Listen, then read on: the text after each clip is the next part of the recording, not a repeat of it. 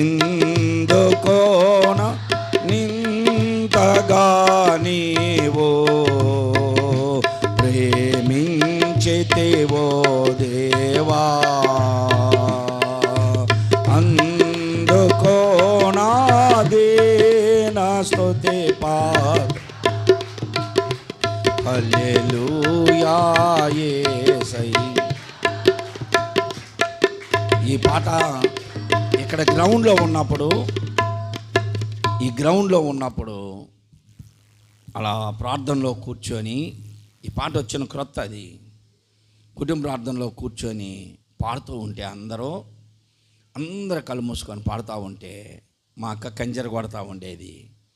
ఆ పాట పాడుతుంటే అందులో లీలమైపోయేవాళ్ళం.